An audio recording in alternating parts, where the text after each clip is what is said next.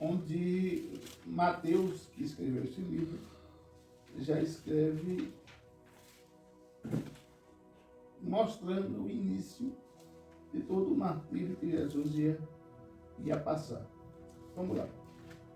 Quando Jesus acabou de ensinar essas coisas, disse aos seus discípulos: vocês sabem que daqui a 2 dias vai ser comemorada a Páscoa, e o Filho do Homem será entregue para ser crucificado. Os chefes dos sacerdotes e líderes dos judeus reuniram-se no palácio de Caifás, o grande sacerdote, e fizeram um plano para prender em segredo e matá-lo. Ele dizia: vamos fazer isso durante a festa, para não haver uma revolta em meio ao povo. Jesus estava no povoado de Betânia, sentado numa mesa na casa de Simão o leproso. Então, uma mulher chegou perto de Jesus com um frasco feito de alabastro, cheio de perfume e muito caro, e derramou o perfume na cabeça de Jesus. Vamos dar uma parada aqui. Meus irmãos, capítulo 26 começa a relatar o processo de crucificação do Mestre. Eu fico imaginando, Jesus estava aqui, irmão Benedito, como homem. Jesus estava aqui como homem. Ele sabia exatamente, detalhes por detalhes, o que ele ia passar. O processo de crucificação, o processo de rejeição, o processo de traição, o processo, detalhadamente ele sabia o que ia passar. E eu fico imaginando, quando ele transmite isso para os discípulos, ele transmite exatamente para aqueles que um ia trair, o outro ia vender e os outros iam abandoná-lo. Você imagina, Jesus relatando o que ele ia passar, ele sabia o que ia passar, como ia passar, estava 2 dias antes do acontecimento, e ele relata detalhadamente: vocês vão me abandonar, você vai me trair, você vai me vender. É fácil o psicológico do mestre relatar isso com toda naturalidade, toda tranquilidade. É pastor, mas ele era Jesus. É ok, mas ele era Jesus, mas ele era homem. Imagina se fosse um da gente. Imagina se fosse o irmão Renilson, fosse a minha mãe Teresa, a minha esposa, ou o irmão Benilton, contando para um grupo de pessoas: olha, gente, daqui a 2 dias eu vou morrer. O irmão Renilson vai me trair, a minha esposa vai me vender, a minha mãe Teresa vai me abandonar. Sim, de forma muito natural, aparentemente tranquila. Não é fácil, não. Mas Jesus mostra para a gente aquilo que foi falado domingo. Eu venci o mundo, eu venci a morte, eu venci o diabo. Vocês também vão vencer. A Bíblia não diz, mas eu acredito que Satanás, irmão Venilton, torcia muito nesse momento aqui, 2 dias antes de Jesus ser morto, que Jesus dissesse: eu vou desistir desse negócio. Vai ser muito pesado, vai ser muito difícil, vai ser muito complicado para mim. Eu não sei não. O diabo torcia por isso. Por quê? Porque se Jesus fizesse isso, se Jesus desistisse da cruz, irmão Venilton, a salvação da gente estava garantida? Não. Então, se a salvação nossa não estivesse garantida, nessa batalha, quem ia ganhar? O diabo. Então vamos lá, versículo 8, né? Ao verem aquilo, os discípulos ficaram zangados. Disseram: sim, eles viram a mulher ungindo Jesus com perfume, né? Aí quando eles viram a mulher ungindo Jesus com perfume, eles disseram: pai, que prejuízo, que desperdício. Por quê? Por que, irmão Renilson, os discípulos disseram isso? Porque eles não estavam com uma visão espiritual aberta, né? Para entender que aquilo que ela estava fazendo, ela estava preparando Jesus para o seu público, porque Jesus falou. Jesus respondeu isso. Ele não estava com essa percepção, é por isso que eles disseram assim, eles não tiveram, em saber que Jesus estava dizendo que ia morrer, eles não tiveram a expectativa de dizer assim, não, ela fez bem porque ele está dizendo que vai morrer, já está preparando, porque os judeus tinham esse costume, né, de fazer isso na... Sim, porque na época, é um hábito, o formol é um hábito recente. O formol para colocar em defunto é um hábito recente. O formol. Antigamente, como não existia formol, as pessoas colocavam perfume. Então, o hálito, o mau cheiro do corpo morto não ficar muito forte. As pessoas colocavam perfume. Não existia o formol. Mas a harmonia dos discípulos também, irmão Renilson, devido ao valor do perfume. Isso, é claro. A história diz que o perfume valia quanto, você lembra? Se não me falha a memória, era 1 ano de salário da mulher, né? 1 mês. Era 1 ano ou era 1 mês? 1 ano. 300 denários. 300 denários, irmão Benilton, para o senhor ter uma noção, o salário mínimo é quanto? 1.518, né? 1.518 multiplicado por 12. Por 10 dá 15.180. Por 12 dá mais de 17 mil. Ou seja, a mulher pega um perfume no dia de hoje, 17 mil reais, e derrama na cabeça de Jesus como se estivesse derramando água. O discípulo fica assim, caramba, que loucura é essa? Isso demonstra que os discípulos tinham um apego muito grande às coisas materiais. Com certeza. Porque o mestre estava ali diante deles, pastor, e eles foram ver o valor do perfume e veio o valor do mestre. O valor do mestre. E o valor daquilo que ele ia fazer. E ele falando tudo o que ia fazer, e os discípulos, é que eu acho que eles não acreditaram, eu não sei, não posso afirmar, mas eu acho que eles não acreditavam que toda aquela coisa ia acontecer, e tudo aquilo. Com certeza. Não, eles não acreditavam pelo seguinte, irmão Venilton, porque eles sabiam que Jesus tinha poder de curar, de fazer paralítico andar, ele não tinha poder de se livrar daquele ataque que os soldados romanos iam fazer. Claro que tinha, na cabeça dos discípulos. E Jesus tinha, ele não fez porque não quis. Tem que ser cumprido isso. Tem que cumprir o que estava escrito. Então, o que foi que a mulher fez? Você vê que a Bíblia valoriza muito a mulher. A mulher pega, na linguagem de hoje, mais de 17 mil reais e diz, eu vou pegar e dar o meu melhor para Jesus. Pegar todas as economias, comprar um perfume para derrubar na cabeça. Agora, o perfume que ela perfuma Jesus, ela não perfuma só Jesus. Ela perfuma todo o ambiente. Você imagina o cheiro que ficou naquele lugar. A Bíblia não relata quantos litros, quantos ml o perfume tinha. Mas eu já derramei um perfume que estava menos de meio no quarto lá de casa.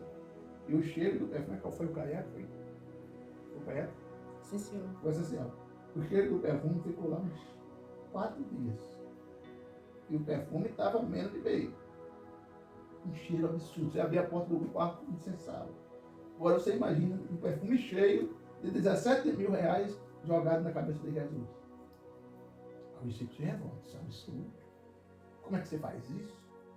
Não podia pegar esse dinheiro e comprar cestas básicas e distribuir para os mais pobres? Aí Jesus nos dá uma lição muito interessante aqui. Pastor, interessante que João, ele narra com bem mais detalhe nesse episódio. Ele dá o nome da pessoa, né?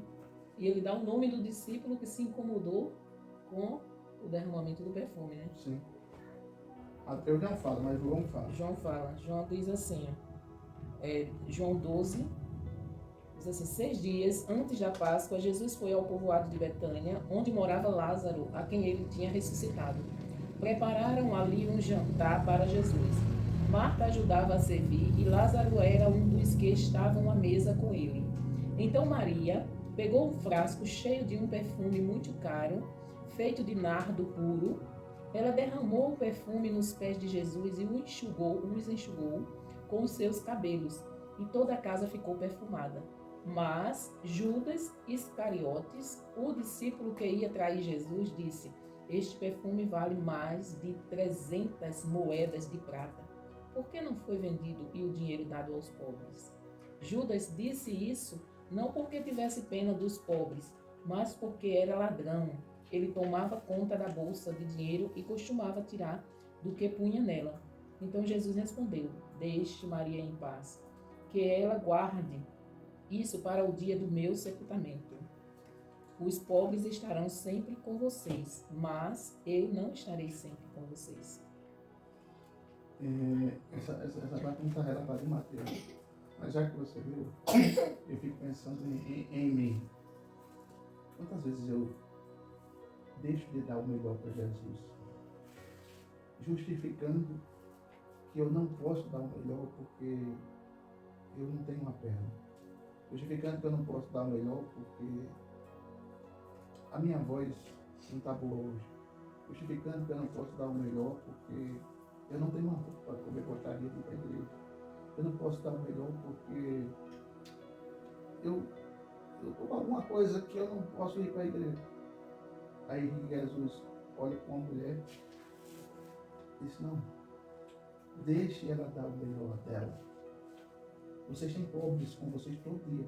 Sabe o que eu aprendo? Até quando você for dar o melhor para Deus, vai ter gente que vai querer que você não dê para você não receber de Deus o que você tem para receber. Mas eu quero dar o melhor para Deus, eu quero... Não precisa disso tudo não, poxa. Para que tanta dedicação? Poxa, para que estar em todo culto? Para que jejuar toda quinta-feira? Para que vai aparecer, meu irmão? Tenha certeza.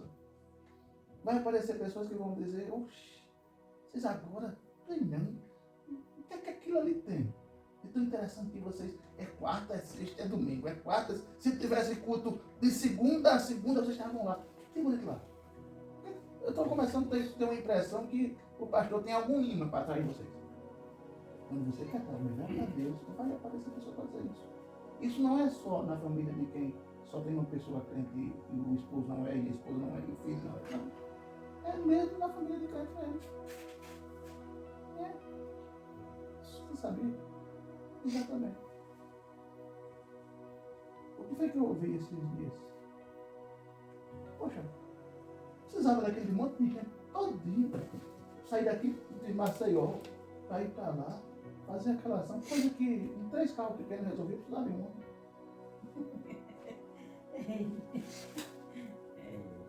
Eu disse: realmente precisava de um hoje não. Era melhor que tivesse sido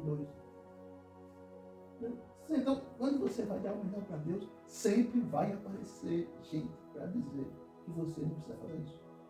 E pior, que se a gente não estiver com Jesus de verdade, você sabe que tem razão. É mesmo. Vou não. Acontece isso. Então, vamos lá. Paramos no 10, foi.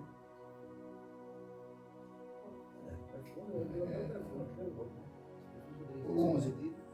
Pois os pobres estão com vocês, mas eu não. O que ela fez foi perfumar o meu corpo para o meu sepultamento. Agora perceba, falando ainda dos que criticam o que você faz para Deus. Quem foi que criticou o que ela fez para Deus? Judas. Todos discípulos, mas João relata com veemência Judas. Agora por quê? Sim. Ele não estava nem com os poderes, ele era uma ferramenta bem usada por Deus já estava dando que ele ia ser o traidor, ia ser o que ia trair Jesus. Ele já estava dando indício ali que ele que ia fazer cumprir a promessa que Deus falou, que estava nas Escrituras. Ele estava de olho no dinheiro para roubar. E ali ele já demonstrava, como o senhor falou, característica que seria o traidor. Mas Judas ele já roubava? Já roubava. Agora a pergunta que a senhora tem na cabeça aí é: como é que Jesus sabia disso e deixou ele ser tesoureiro? Jesus sabia que ele roubava, ele era o tesoureiro, quem guardava o dinheiro. Jesus sabia que ele roubava e ele assim deixava. Por que será? Porque Jesus sabia de tudo, sabia não sabe de tudo. Sabia do mesmo passado, ele sabe de tudo.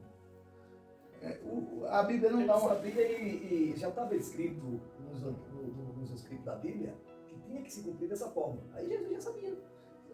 Concordo com o senhor Ronilson, mas o que eu vejo, que Jesus, mesmo sabendo, deixou acontecer, é mostrando que mesmo o ser humano não prestando, mesmo o Judas sendo o ladrão que foi, Deus ainda tinha misericórdia dele, tentando fazer com que ele caísse em si e dissesse, poxa, isso que eu estou fazendo é errado.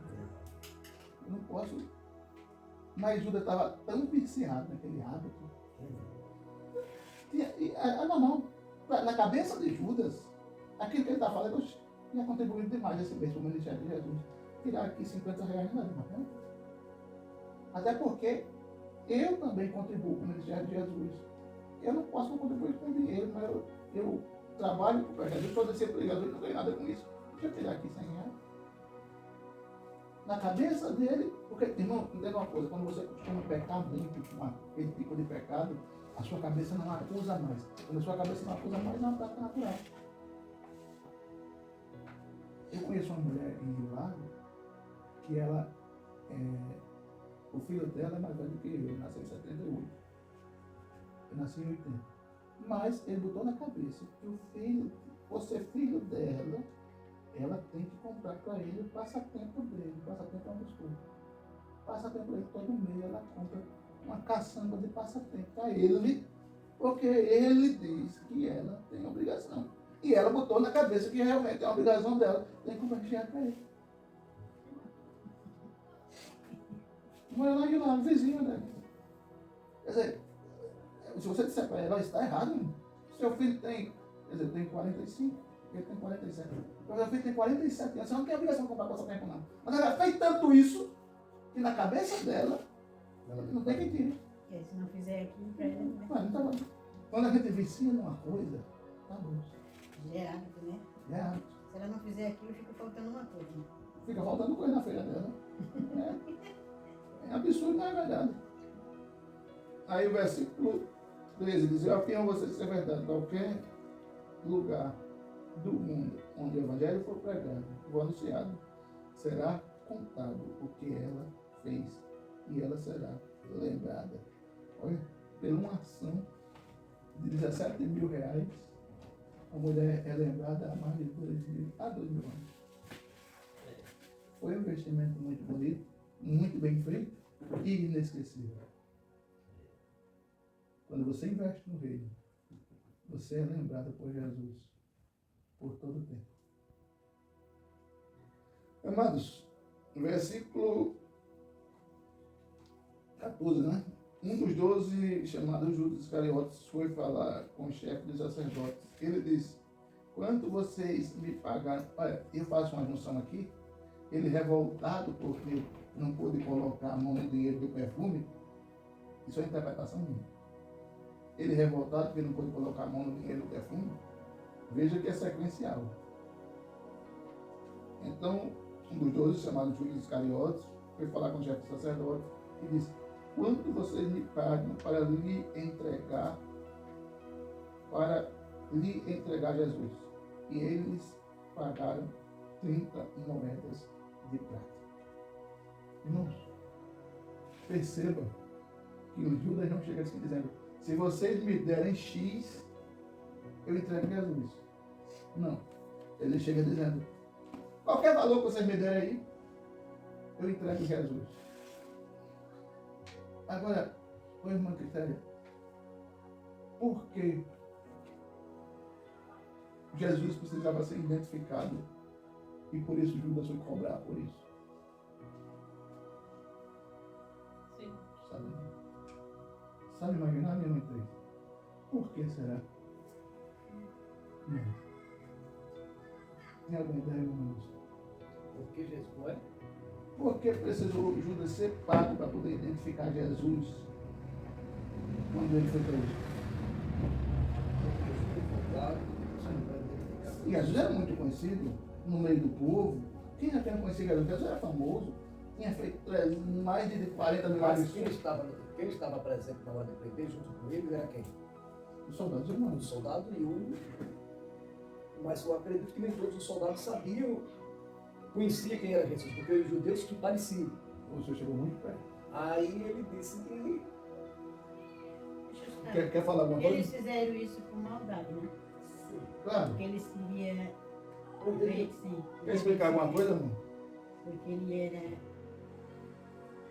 Quer explicar alguma coisa? inteligente e fazia muitas coisas, e meu filho não queria fazer isso, que era para impedir ele de não fazer. Né? Também se cumpriu a Bíblia, né? Se cumpriu o que os profetas disseram. Porque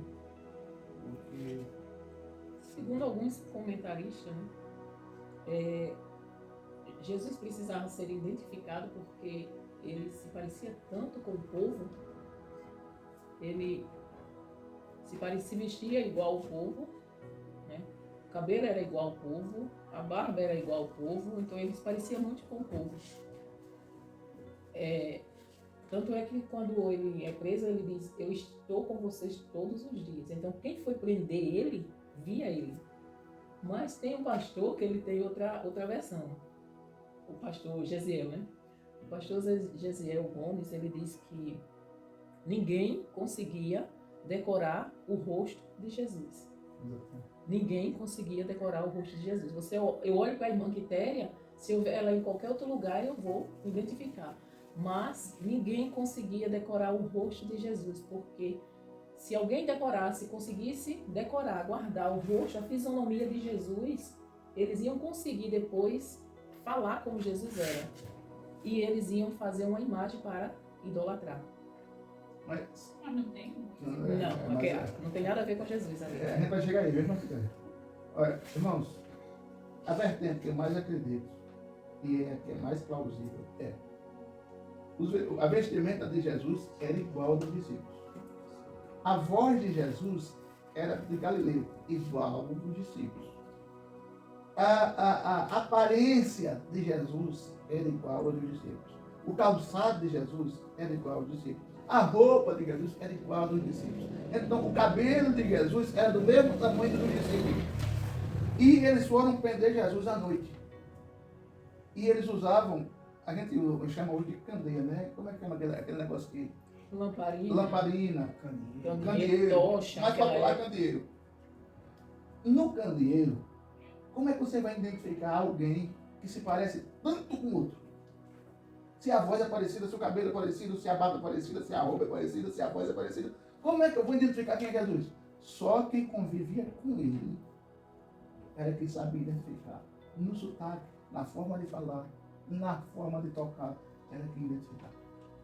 Então, Judas sabia disso. No escuro, mesmo com lamparinas, eles não vão identificar Jesus. Aí eu vou usar a minha inteligência. Isso aqui não está na Bíblia. Perceba que assim que a mulher gastou 17 mil reais no perfume, ele disse: rapaz, vim para o caixa do ministério para ajudar os pobres. Aí ele vai lá e diz: quanto é que você quer me dar para eu entregar a Jesus? Qualquer valor aí que vocês me derem, 30 moedas de prata. Sabe quanto é que custa hoje? Se fosse hoje, 30 moedas de prata. Calcula hoje, 30 moedas de prata. Não chega a 300 reais.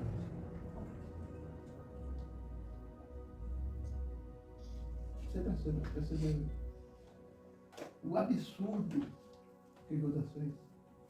Por ambição a dinheiro. Ah, mas tem que se cumprir a Bíblia, porque tem que existir um traidor. Ok, precisava ser Judas? E por que ele deu lugar ao diabo para ser ele? Aí, um trai, um nega e os outros fogem. Jesus fica absolutamente sozinho. E eu, quando estava meditando sobre isso, eu cheguei à conclusão que muitas vezes, eu traio Jesus e nem percebo. Quando? Nas vezes que eu tocava no mundo e eu sabia que eu tinha compromisso no culto para ir tocar, mas a oferta para ir tocar no casamento era não. E era só 3 horinhas, 4 horinhas para ir tocar. Eu dava a justificativa que eu não ia para o culto, não ia tocar. Pô, 100 reais, mas eu já traí Jesus. E quando é que a gente consegue vender Jesus? Quando é que eu vendo Jesus?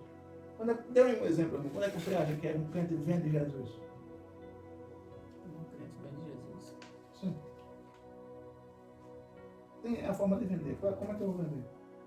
Não, você vai pegar hoje. Rapaz, até que eu ia, se não fosse o final da novela.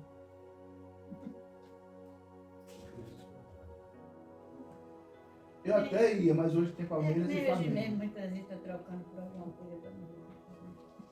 Eu até ia, mas hoje eu vou receber uma visita do meu sobrinho, que faz 6 meses que eu não vejo. Ele está fazendo um pouquinho diferente, mas está fazendo praticamente a mesma coisa. Eu já vi gente dizer, eu até poderia frequentar mais a igreja, mas Jesus não me curou ainda dessa dor que eu tenho na perna, então ele não quer que eu vá. Isso é imitar o que Jesus fez. A diferença é que ele pegou dinheiro, a gente não. Então, irmão, vamos lá.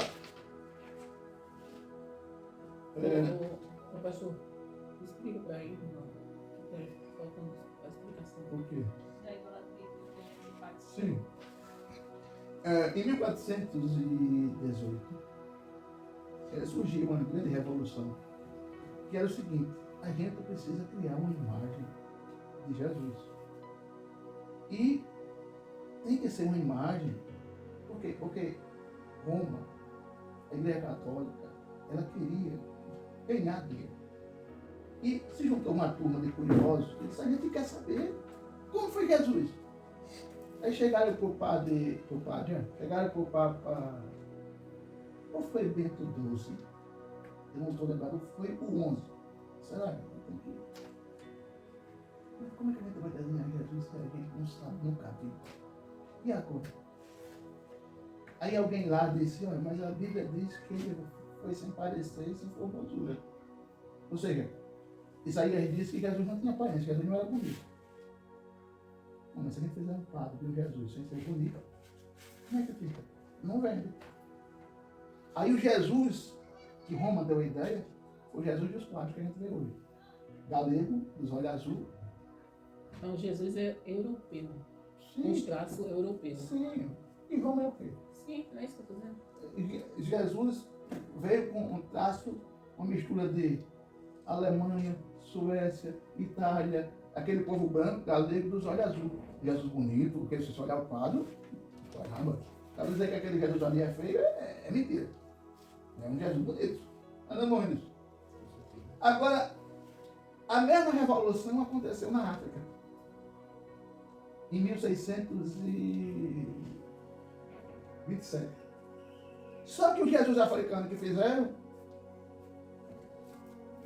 é negro. Porque como é que eles iam dizer que Jesus era branco? Ou seja, se fizesse um Jesus branco para a África, a gente não quer ser Jesus, né? Não tem nada a ver com a cor da gente. Entendeu? Aí o Jesus africano é negro. Já se você for para o Japão, Jesus asiático é um olhinhos pecadinho para baixo dele. Ou seja, ninguém sabe dizer como era a aparência de Jesus. Ninguém. Por isso que a igreja evangélica cristã, ela não tem quadro na parede. Porque a gente não vai desenhar ou mandar desenhar alguém que a gente não viu. Se o senhor não olhasse aqui, não habitasse aqui, e alguém dissesse para mim: olha, faça um desenho aí do irmão Venilton. Eu nunca lhe vi. Eu não sei quem o senhor é. E quem convive comigo também nunca lhe viu. Como é que eu vou desenhar o senhor? Mas como é que ele é? Tem bigode? Não tem? Cabelo é assim, é assado? Então, pelo dito ou não dito, é melhor não fazer. Porque essas imagens que fazem não tem nada a ver com a original, com a pessoa original. A imagem do Padre Cício dizem, não vi, mas parece com ele. Por quê? Porque quem fez a imagem do Padre Cício o viu. Ele morreu em julho de 1932. Até hoje tem gente, morreu semana passada, uma amiga nossa, 95 anos, que disse que viu o Padre Cício. Então, quem viu, pode dizer: ó, ele é assim, ele é assim, ele é assim. Pode ou não pode? Pode. Mas como é que eu vou desenhar uma coisa que eu não vi? Então, eles fizeram para comercializar, para vender. Entendeu? Simples assim. Ô, pastor, tem esse versículo que o senhor citou aí, que é Sem parecer e sem formosura, quer dizer o quê? Sem parecer. No popular, Jesus não era bonito. Mas esse não é o sem formosura, não. Ele não tinha aparência bonita. E ele não tinha uma formosura, ele não tinha uma beleza física. Tanto é que ele não tinha parecer nem formosura para que o desejássemos. Ninguém parava com ela. Rapaz, que homem bonito, que homem elegante, que homem bonito. Ninguém parava para dizer isso. Isaías disse que ele não tinha nem parecer nem formosura. E sobre a outra situação, que ele era parecido com os discípulos. Sim. Ele já tinha mais de 30 anos, 30 anos, né? Começou com o ministério com 30 anos. E os discípulos tinham antes de 20, né? O mais velho era Pedro, tinha 20. E se parecia tanto assim. Porque a cultura judaica é o seguinte: você consegue diferenciar, se juntar uma caçamba de japonês, você consegue diferenciar quem é quem? Eles são muito parecidos, né? Cabelo, olho, físico, né? Eu lembro mais do outro. O físico é o meu. O físico é o meu. O brasileiro tem essa mistura, uns é magro, outro é gordo, outro é alto, outro é baixo, porque o brasileiro é uma mistura de raças. Mistura de raças. Tem portugueses, tem indianos, tem. E você imaginar o brasileiro ter misturado. O chinês e o japonês, não. Você pode olhar tudo do jeito só. Os judeus eram assim. Eles costumavam ter envolvimento conjugal só com pessoas da mesma nacionalidade. Então era tudo muito parecido. Eu estava vendo uma pesquisa, eles têm tanto essa cultura que 70% dos casamentos que acontecem dos judeus é com pessoas do mesmo país. A gente não, brasileiro casa com um italiano, com um americano, com ele não. Eles têm isso como um desrespeito se você não casar com as pessoas do mesmo. Por isso que eles eram tão parecidos. E de noite não dava para identificar quem é o mais velho, quem é o mais novo, quem é Pedro, quem é Tiago. Eles iam perder pelo tom da voz, pela forma de falar. Como o líder, que era Jesus, costumava ter mais voz ativa, eles iam se guiar pela voz. Mas se eles prendessem o discípulo errado, olha a população indo para cima dele. Se eles se copiaram do discípulo errado. Tanto é que os soldados perguntaram, quem é Jesus? Jesus respondeu, sou eu. Eles caíram por 3 vezes no chão. Eles, mesmo com Judas identificando, eles não tiveram dúvida. Vamos lá? Tem alguma pergunta, não quer? Tem alguma pergunta, irmão? Não. Irmão 3. Irmão Benilton. Não, só uma dúvida, mas só é rápida. Uhum. Não sei se fica muito bom. E o perfume que estava em todos naquele ambiente não dava para definir pelo cheiro, né? Porque se fosse um perfume que tivesse só. Foi isso em Jesus, mas tinha tomado de conta de todos, então não ia identificar pelo cheiro, né? Na verdade, o perfume invadiu a casa toda, né? Não ia identificar pelo cheiro, porque como ela usou o perfume, se juntos falassem, não, tá chegando tal perfume, aí é só escolher Jesus, né? Não ia precisar nem. Mas a hora do perfume Foi antes. foi antes. Paramos no 15. Quando vocês me... E ele disse, quanto vocês me pagam para me entregar Jesus? E eles pagaram 30 moedas de prata. Veja que não houve negociação. Foi... A gente tem isso aqui para dar para você. Quer? Vão até a cidade. E daí em diante, Judas ficou procurando uma oportunidade para entregar Jesus. E aí, 17 minutos. No primeiro dia da Páscoa, dos pães sem fermento, os discípulos chegaram perto de Jesus e perguntaram: onde é que o Senhor quer que a gente prepare o jantar da Páscoa para o Senhor? Ele respondeu: vão até a cidade, procurem certo homem e digam-lhe: o mestre manda dizer, a minha hora chegou. Os meus discípulos e eu vamos comemorar a Páscoa na sua casa. Os discípulos fizeram como Jesus havia mandado e prepararam o jantar da Páscoa. Quando anoiteceu, Jesus e os 12 discípulos sentaram para comer. Mas eu fiquei curioso e sem resposta. Foi Que privilégio foi desse homem receber a última ceia de Jesus aqui na terra. Que privilégio. E a Bíblia não cita o nome dele. Pois não, pode prosseguir. Eu afirmo a vocês que isso é verdade. Um de vocês vai me trair.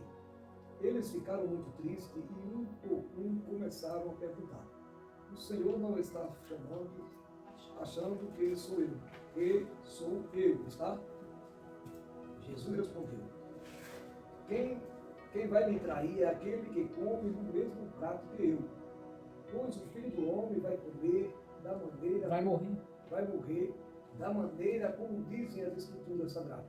Mas ai daquele que está traindo o Filho do Homem.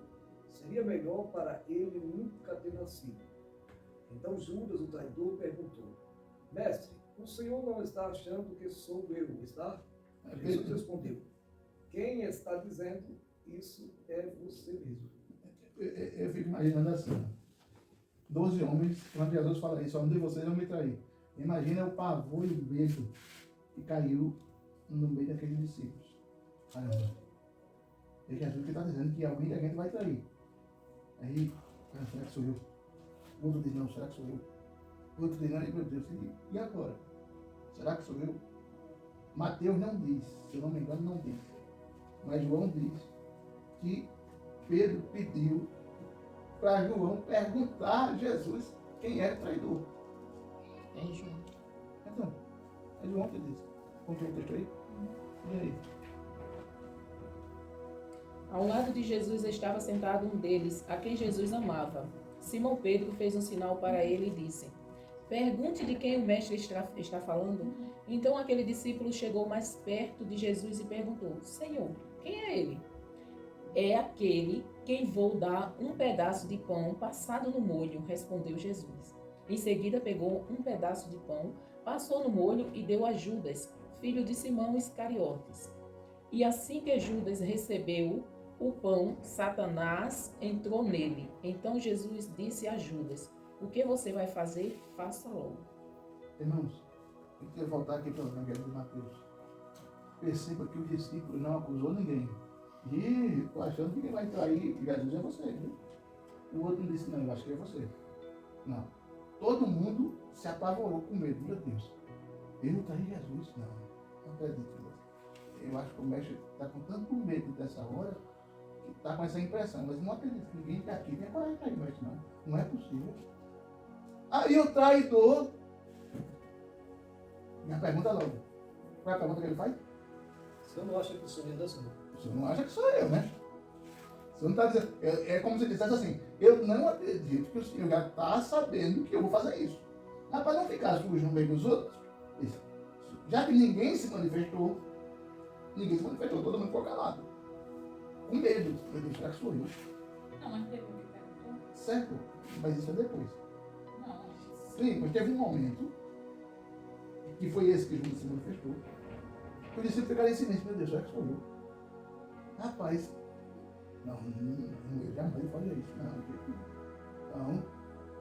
Aí é quando Judas disse, Senhor, você não está dizendo que sou não, né? Aí é aí quando entra Pedro, pergunta a ele quem é. Porque no 22, irmã Quitéria, ele diz assim, né? Diz assim: eles ficaram muito tristes e um por um começaram a perguntar: o Senhor não está achando que sou eu, está? Aí Jesus respondeu no 23: quem vai me trair é aquele que come no mesmo prato que eu. Sim. Exatamente. Mas antes disso, os discípulos ficaram perguntando, né? Houve um cochicho. Rapaz, eu não acredito que você não. Eu não acredito. Mas ninguém culpou ninguém. Porque ele não disse que apontou ia trair, né? Ele disse, um de vocês vai me trair. Aí eles ficaram, um perguntando, um por um, começaram a perguntar. Aí o traidor disse, Senhor, você não está dizendo que sou eu, né? O abençoado sabia que era ele. Já tinha sido pago para isso. Ele já tinha cara de pau, para não sair feio na fita, no meio dos outros, disse, Senhor, você não acha que sou eu. Nesse caso, quando eles tiveram disse isso para eles, e eles começaram a fazer essa pergunta para si mesmo, não sei se foi para Jesus, Judas já tinha pego as tribulações. Já vinha. Aí, qual era o de Judas? Fica com o calado. Ou fica calado ou diga, Senhor, quem vai fazer uma desgraça dessa sou eu, Senhor. Já peguei o Mas dinheiro. eu matava ele. Ele já não queria saber mais. Pedro, você chegou a pegar o problema, cara. Pedro queria fazer isso. Mas Margarida, mas vamos, pode falar, irmão. Aí vem o ápice. Na hora que, depois que ele comeu o pão, como diz a palavra, Satanás o possuiu. Eu possuía. O possuiu. Possuía. Até então ele tinha como voltar Isso. atrás. É isso que eu tô. Era aí onde eu ia chegar. Porque você veja, todos ficam perguntando um a um. O último foi ele.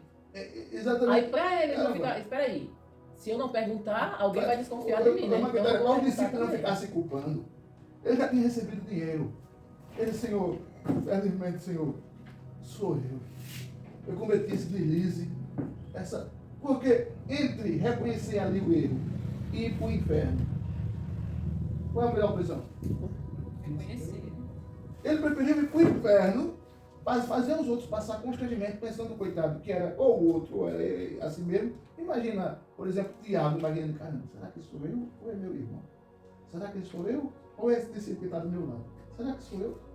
Vamos fazer o seguinte, pede para João perguntar onde é que é. Aí ele, em vez de reconhecer, sou eu, Senhor. Senhor, o Senhor está pensando que sou eu, né? Veja o cúmulo do absurdo. Ele já estava com dinheiro no bolso. Não estava com 17 mil, estava com 300 reais. Quer dizer, Estava com aquilo que ele pediu, né? exatamente. Entendeu o cúmulo do absurdo? Lê aí, Manqueté. O senhor explicou o versículo 18, né? Qual o 18? Falando sobre a Páscoa. Ah, tá. Sobre a Páscoa.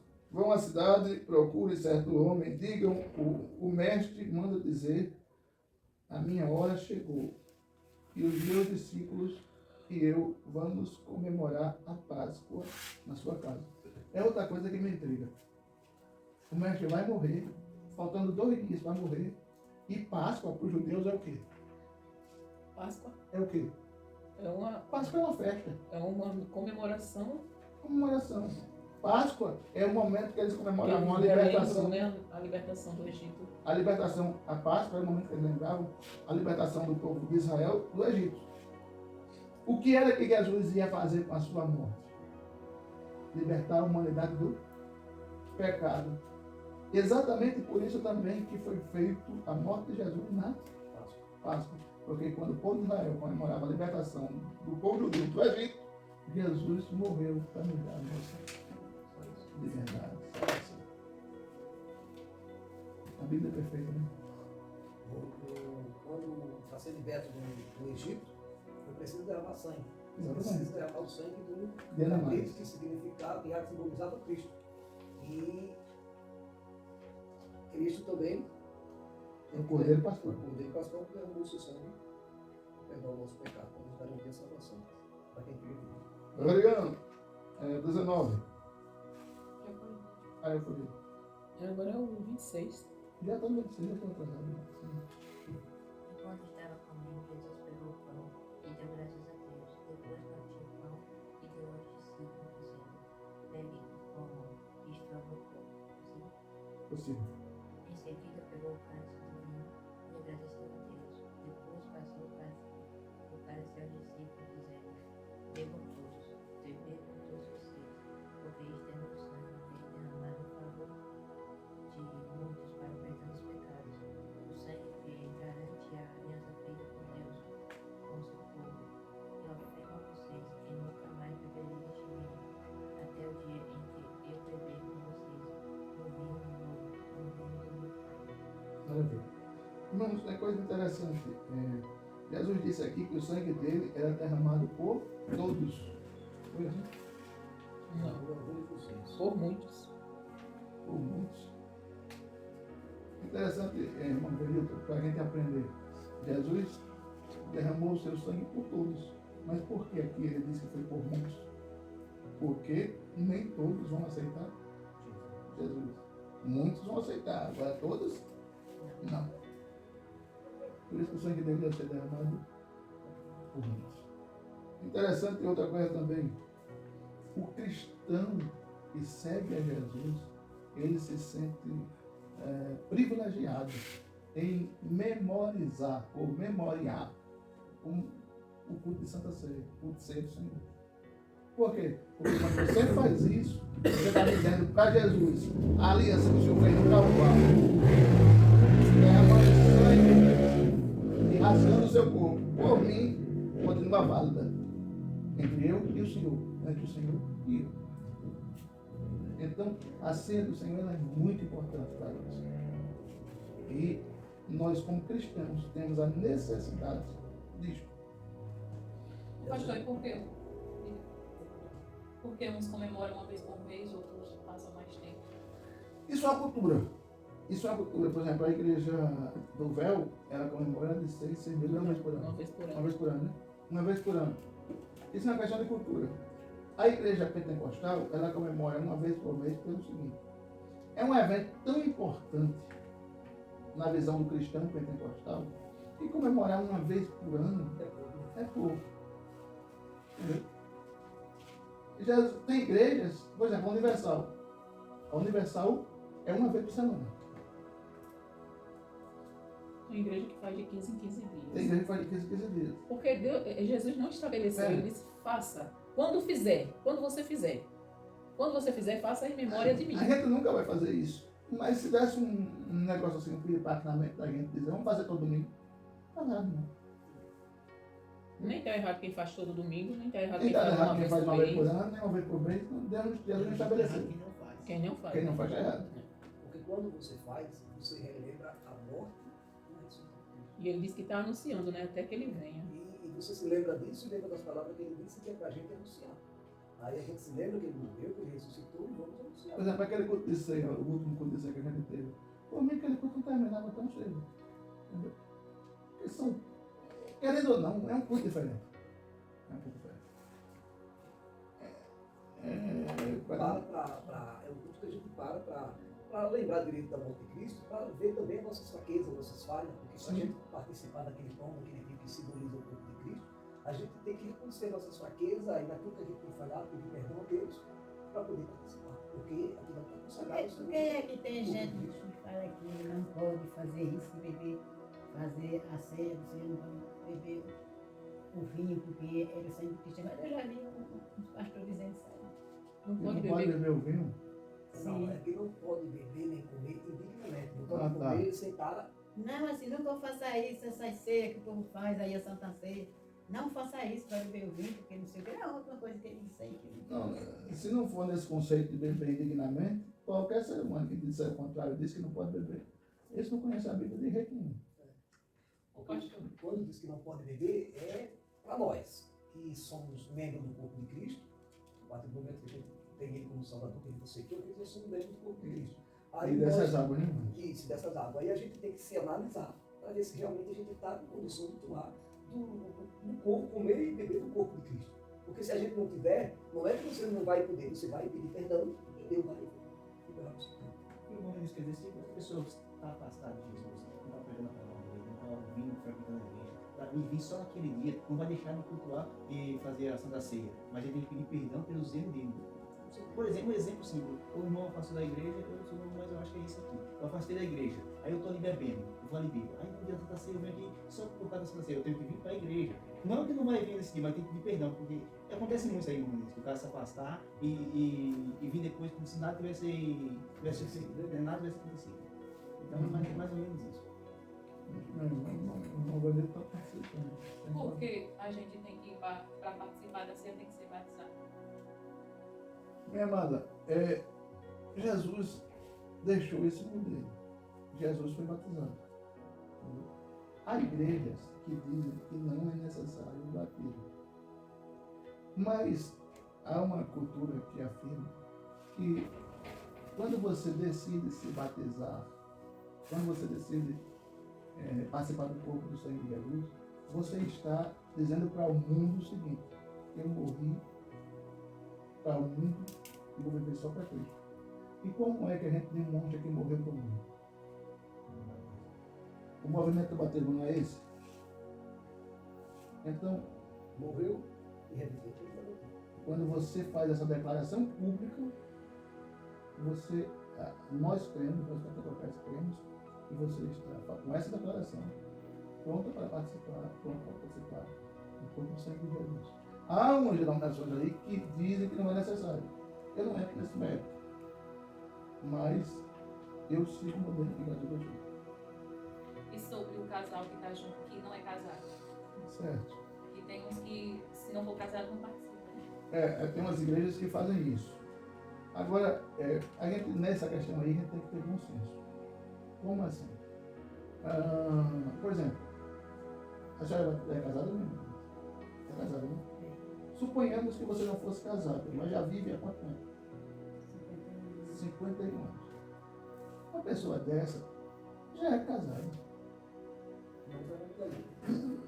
Perante a lei também, Moinhos, porque passou de 5 anos de convivência, o senhor vai ter que dar 50% para sua esposa. Ele passou de 6 meses, depois de 5 anos. Então, porque a lei você já está casado. Agora,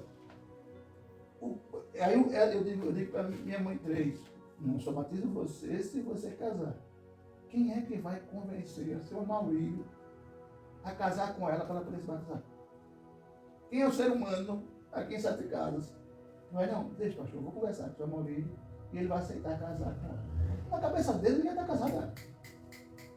Então eu tenho que ver isso. Peraí, está quanto tempo casado? 30 anos? 20 anos? 10 anos. 10 anos? O que é que impede dele de casar? Não, eu quero casar. Meu marido é que não quer, não é crente. Eu vou impedir essa mulher de participar dessa lei. Como assim? Não, ela pode ir para o céu, mas não pode participar. Mas Ela não vai pode ser participar da batizada. ceia no céu e não vai participar aqui na terra? Não, pode ir para o céu, mas não pode ser batizada. Isso é um absurdo.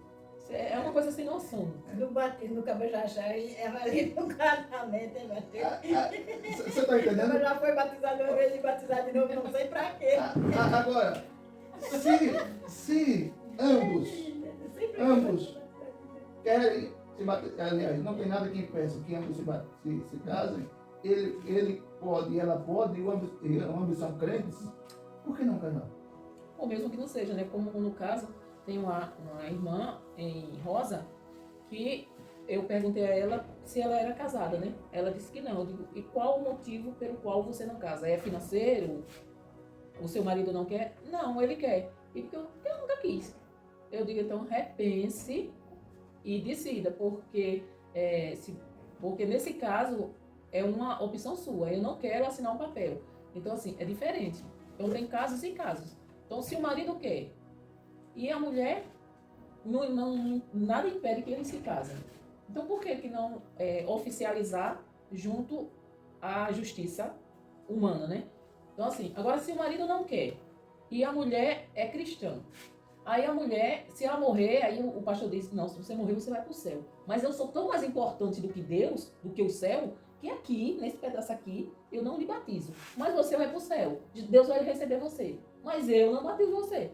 Então, ou seja, ele está se colocando mais importante do que Deus. Não vai ter essa questão de tomar ceia. Sim, Porque algumas que eu conheço tem que ser casado e batizado.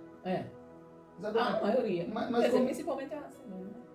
Como é que você não é... A não ser que seja um caso assim. O irmão já está na 5ª esposa, não consegue viver mais de 2 anos com mulher nenhuma, e ele está na 5ª esposa e ele quer batizar. Eu digo, irmão, o senhor já se casou quantas vezes mesmo? Já casei 5. A média de relacionamento do senhor debaixo do mesmo teto com a mulher, quanto tempo? O pastor não passa 2 anos, 2 anos e meio. Uma pessoa dessa não batiza. Não dá para batizar por causa disso. Não dá para batizar. Agora alguém que convive há 10, 15, 20, 30 anos, uma pessoa dessa está casado. O marido que não quer reconhecer no papel. Aí, Eu só não sou casado no papel, mas tenho 19 anos já. então, o senhor já é um cara casado. A sua esposa quer casar?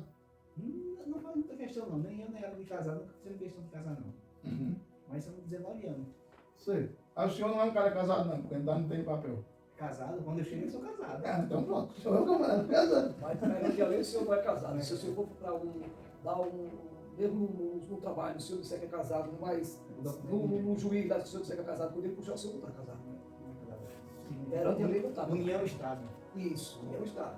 Com relação a essa questão, o senhor está correto. Agora, nada impede. Sim, não, com certeza nada impede. Então, nós temos casos na Bíblia que o camarada ia no Não, meu irmão. e ele decidiu rapidamente a ser batizado. Meu irmão, Como ele já tinha meu irmão. conhecimento, A pergunta que eu faço quando a gente entra nesse tema é o seguinte.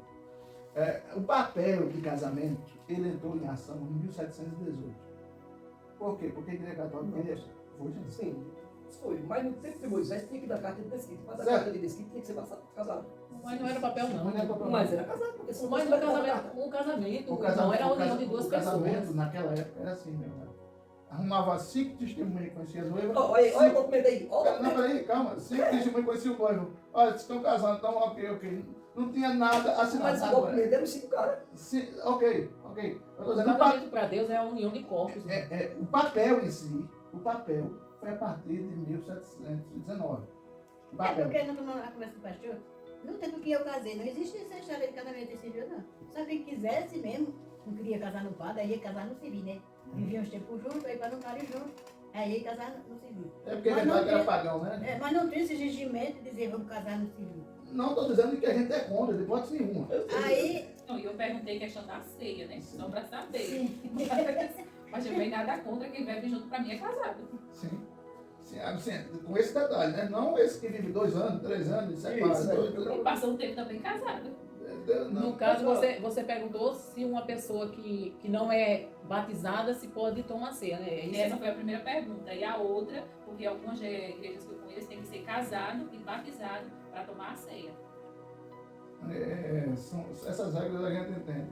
Só que como por exemplo, uma pessoa como o irmão Venilton. Benilton, se ele chegar no céu hoje, ele vai participar, entrar nas bodas do Cordeiro e vai participar da ceia do Senhor, e ele vive há 19 anos com a esposa, quem sou eu para proibir ele de participar da ceia se ele se batizar? Porque ele não tem um papel. Mas a partir do momento, tudo bem, eu sou a favor disso também. Mas a partir do momento que ele está tendo conhecimento, que ele conversa com a esposa e a esposa aceita, não casar. Agora, se o senhor não tem o O conhecimento. pastor falou o Isso. uso do bom senso. No caso, o pastor está falando o uso do bom senso. Ele não está se ponhando mais do que Deus. Igual a irmã falou que se ele se negar, uma pessoa que entra no reino do céu não pode se batizar, mas no reino do céu pode entrar. Mas se batizar ela não pode. É mais ou menos isso. Então, Mas assim, por exemplo, usando o exemplo do irmão aí, né? O irmão Venilton, ele não é casado. A esposa nunca fizeram questão. Mas agora ele sabe que se a esposa não tem nada contra e não tem nenhum impedimento que eles oficializem, o normal na sociedade, entendeu? É que ele se case, vá lá no cartório e assine o documento tudo direitinho. Tá entendendo? Porque nada impede.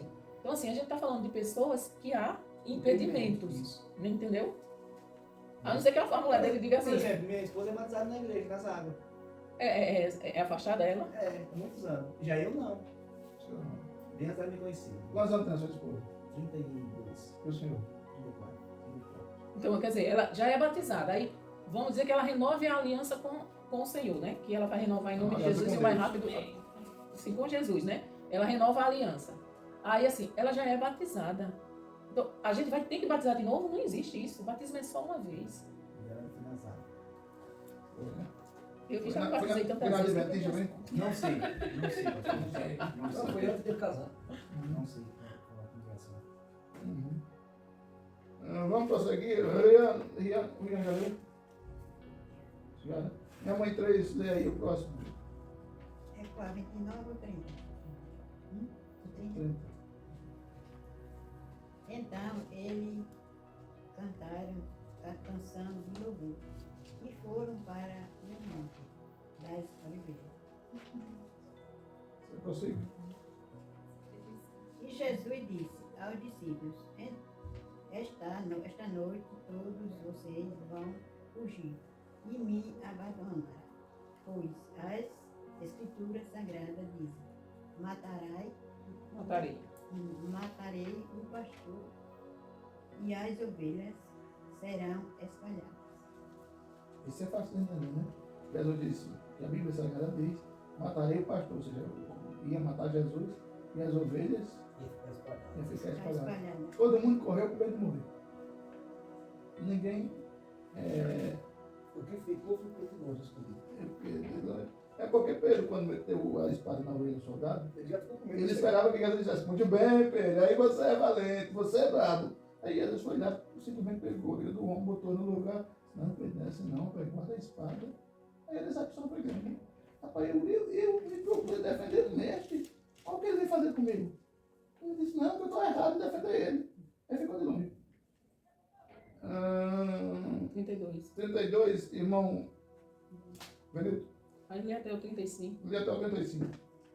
Mas depois que eu ressuscitar, irei adiante de vocês para a Galiléia.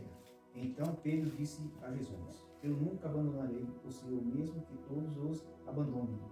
Mas Jesus lhe disse: Eu afirmo a você que isto é verdade. Nesta mesma noite, antes que o galo cante, você dirá 3 vezes que não me conhece. Pedro respondeu: Eu nunca vou dizer isso, que não o conheço, mesmo que eu tenha de morrer com o Senhor. E todos os outros discípulos disseram a mesma coisa. Meus irmãos, a gente percebe aqui, Alguém quer água? a gente percebe aqui um problema emocional de Pedro. O que a gente chama de impulso psicótico emocional. Primeiro, ele afirma que Jesus está mentindo. Ele disse, não, Senhor, isso que o Senhor está dizendo aí não vai acontecer não. Eu mesmo não vou abandonar o Senhor. O Senhor está muito enganado, irmão. O Senhor está equivocado. Tem uma hora de dizer que Jesus está enganando, está equivocado. Aí você percebe que o versículo 34. Eu afirmo a você que é verdade. Antes que o galo cante, você dirá 3 vezes que ele não me conhece. Essa é uma pergunta fácil, mas eu queria ver o raciocínio dos irmãos. Que galo era esse? Sim. Versículo 34 diz, eu afirmo a vocês que é verdade. Antes que o galo cante. Versículo 34. Judas. Não. Mas foi bom o senhor ter respondido. Rian, que galo é esse? Nossa. Minha mãe, 3, quantas raças de galo você conhece? O catutá. Mas essa a senhora não conhece? Mas Vai que é? ser o galo de Ele Campinas. tudo é galo. Tudo legal, né? Bom, Renilson. Aqui eu acho que não estava falando do galo mesmo cantar, né? A nossa interpretação assim que a gente entende quando lê é que o galo ia cantar, mas era o galo que simbolizava outra coisa lá. Eu ouvi várias vezes as pessoas pregarem. Cuidado para não negar Jesus no canto do galo. Não tinha nada a ver com o galo. Alguém quer mais? Me dê um pedacinho. Aí, Só história do galo. Um pedacinho. nada a ver com o galo. Os soldados romanos, eles trabalhavam em turno. Em turno. E esses turnos, eu não sei dizer exatamente se era trocado de 6 em 6, que é o que mais se acredita, ou de 8 em 8. Eu acredito que era 6 em 6. A cada 6 horas, uma buzina era tocada para que os soldados que estivessem largando saíssem das suas funções e um novo grupo de soldados, que na média era 12, assumisse as funções. Você já viu, você já trabalhou aqui em usina? Não sei, aí no lado a usina fazia isso. Mas em mudança de turno, a usina tocava um barulho e o lado todo ouvia. Você já trabalhou em usina? Já, né? Já. Então o canto do galo era uma buzina que era tocada de 6 em 6 anos. O que se acredita.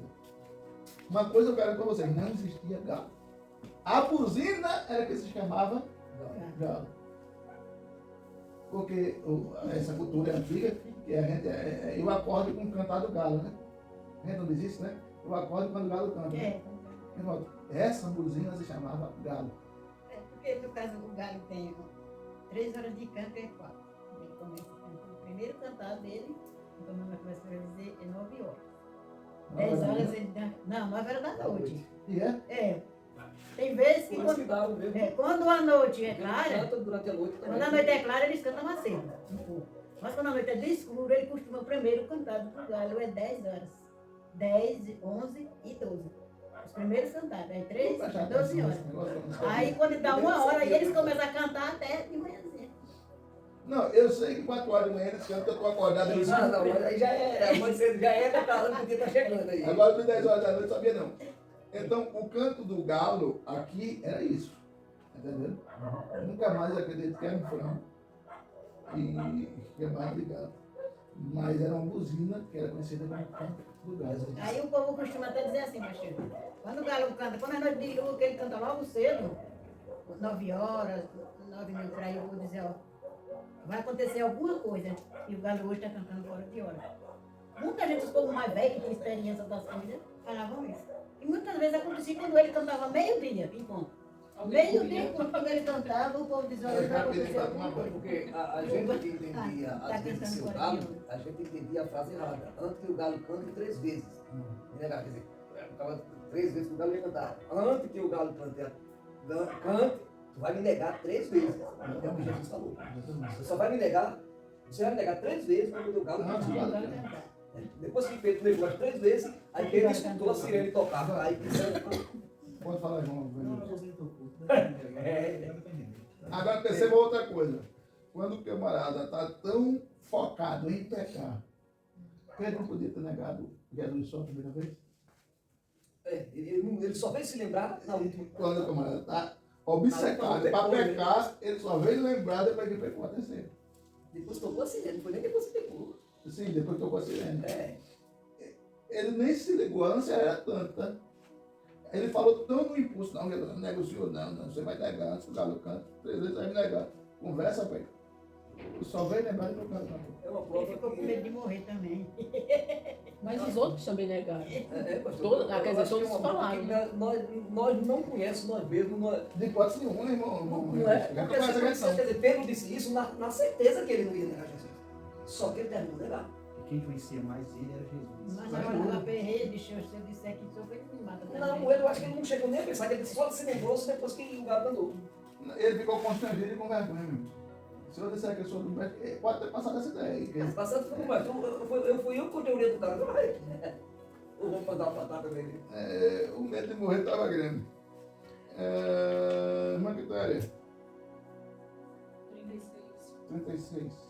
Jesus foi com os discípulos para um lugar chamado Getsemane e lhe disse: sente-se aqui, enquanto eu vou ali orar. 37. Então Jesus foi, levando consigo Pedro e 2 filhos de Zebedeu. Aí ele começou a sentir uma grande tristeza e aflição.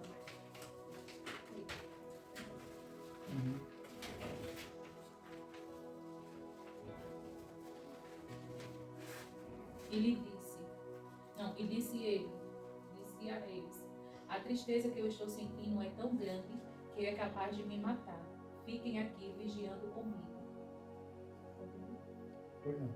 Ele foi um pouco mais adiante, ajoelhou-se, encostou o rosto no chão e orou: meu pai, se é possível, afasta de mim esse cálice de sofrimento, porque não seja feito o que eu quero, mas o que tu queres. Quer acrescentar alguma coisa, irmão? Deixa eu estou olhando só aqui. Não. Irmãos, perceba uma coisa. Jesus, alguns textos aqui dos historiadores dizem que Jesus se jogou no chão. Outra situação que eu fico pensando, e Jesus ele se isolou, foi orar com o Pai e se isolou, deixou o discípulo uma certa distância. Outra questão que prova que Jesus, o sofrimento de Jesus era grande, é aquela coisa que eu estava falando. Jesus sabia da chicotada, sabia da zombaria, que ia ser cuspido, pregado. Poxa, ele viu todo mundo em volta dele fugir, negar, vender, e ele ali estava como homem. Não tinha nada, o Jesus, Deus, não estava ali. Estava ali o Jesus homem. Ainda tem uns babados que dizem aí que Jesus não sentiu nada. Ele ficou dizendo assim, Deus não permitiu que ele sofresse. Ele não maluquice é essa. Então, irmãos, Como homem passou, tudo como passa. tudo totalmente. E a crucificação ainda foi mais, né? Então, eu fico pensando, a gente, quando a gente para pensar no sofrimento de Jesus, é por isso, irmão, Benito, que Deus não vai perdoar naquele grande dia do julgamento quem rejeitar Jesus. Não vai ter uma segunda chance. Porque se você parar para ver o que Jesus passou, o que Jesus fez pela gente, e a gente quer coragem de virar, se for para Jesus, e dizer, eu não quero. Deus não vai ter, como diz a igreja católica, purgatório de jeito nenhum. Então, irmãos, o que Jesus passou aqui foi absurdamente terrível. A gente tem noção dele. Depois voltou e encontrou os 3 discípulos dormindo. Então disse a Pedro: será que vocês não podem vigiar comigo nem uma hora? Vigiem e orem, para que não sejam tentados. É fácil querer resistir à tentação, o difícil mesmo é conseguir. Pela segunda vez, Jesus foi e orou, dizendo: meu Pai, se este cálice de sofrimento não pode ser afastado de mim, seja que sem que eu beba, então que seja feita a tua vontade. Ele voltou de novo e encontrou os discípulos dormindo. Eles estavam com sono e não conseguiam ficar com os olhos abertos. Jesus tornou a sair de perto deles e orou pela terceira vez, dizendo as mesmas palavras. Então voltou até onde os discípulos estavam e perguntou: vocês ainda estão dormindo e descansando? Olhem, chegou a hora e o Filho do Homem está sendo entregue nas mãos dos maus. Levantem-se e vamos embora. Vejam, aí vem chegando o homem que está me traindo. Perceba, Jesus disse que, aí nesse texto da tradução, é fácil resistir à tentação, o difícil é conseguir vencer. O que é isso? É fácil resistir, o difícil é conseguir vencer. É fácil querer resistir. É fácil querer resistir. É fácil querer resistir. O que é que Jesus estava dizendo? A briga entre a carne e o espírito, ela existe frequentemente. A gente não quer fazer o erro. A gente não quer pecar. A gente não quer tropeçar. A gente não quer. Mas é difícil resistir. Por isso, jejum, ore, se agarre com Jesus. Porque até o pastor, eu não queria pecar não, isso aí. Eu tinha certeza que eu ia cair. Uhum. Mas a carne, quando ela está mais forte do que o espírito, ela derruba você e você nem vê. O espírito está pronto. Mas a carne é fraca, o texto diz. Aí, os 3 que a gente escolhe para passar essa agonia com ele, dormindo. Esses homens tinham noção do que eles iam passar? Tinha não. Porque se eles tivessem, eles não iam dormir. Você já viu alguém agoniado dormir? Vendo o seu mestre e vindo ser crucificado, dormir. Eles já sabiam quem ia trair Jesus, Judas. E eles nem aí. De boa. Tem que Jesus passar por esse processo aí sozinho. Eu acho que ele nem pensava nisso aí. Pode ser que não, mas a impressão que dá é que eles estavam nem aí. Não. Eles continuavam acreditando que não ia acontecer nada. Não ia acontecer. Jesus ia. Então Jesus estava mentindo, poxa. Jesus estava mentindo ou está mirando na cabeça dos discípulos. Porque se eles estavam tão relaxados assim, Jesus sofrendo tanto, eles não acreditavam naquilo. Quando Jesus para eles era tão branco, que eles achavam que Jesus ia se libertar de tudo isso que ele estava falando. Concordo com o senhor, mas o que ele estivesse falando ainda ia demorar, eles não estavam realmente acreditando que ia acontecer, né? Assim? concordo com o senhor, mas saindo da própria boca do mestre, eu estou angustiado até a morte, estou mal, eu estou arrebentado, me ajuda aí, e ele não acreditar. Mas Jesus falou isso para o Pai, né? Falou para os discípulos. Não, ele falou para os discípulos também, antes. Procura aí o versículo. É o 38. E disse a eles: a tristeza que eu estou sentindo é tão grande que é capaz de me matar. E os caras foram dormir. Dá pra ir. Dá pra entender? Essa interpretação que eu acho que não é muito feliz, não. A tristeza que eu estou sentindo é tão grande que é capaz de matar. Eu ia dizer que sou capaz de matar. Aí fica só a tradução não é muito feliz, não. Vai entender. Entendeu? Os discípulos. A tristeza era capaz de matá-lo. Exatamente, é por isso que os poros ficam do jeito que ficaram, se transformaram. O sangue deles se transformou em gota de sangue. O suor. Então percebam, os discípulos vão dormir, cara. Você percebe que aqui já é uma certeza que Jesus está pedindo para eles, fique comigo, acredite em mim, confie em mim. Exatamente, me socorro numa hora dessa. O resto me ajuda. Exatamente. Exatamente. E por que Jesus escolheu só 3 para ir com ele? Era o três que ele tinha mais vínculo, mais confiança, Mais intimidade. mais intimidade, mais a proximidade. Foi os três que ele tinha mais. Era quem esses dias? Pedro, E a viúva. Prosseguimos nisso. 40 aí? Olha, você. Jesus ainda estava falando quando chegou Judas, um dos 12 discípulos. Vinha com ele uma grande multidão, armada com espada e porretes, que tinha sido mandado pelo chefe dos sacerdotes e pelos líderes dos judeus. O traidor tinha combinado com eles o sinal. Ele tinha dito: prenda o homem que eu beijar, pois é ele. Judas foi até perto de Jesus e disse: Mestre, que a paz esteja com o Senhor. E o beijou. Jesus respondeu: Amigo, o que você vai fazer? Amigo, o que você vai fazer? Faça agora.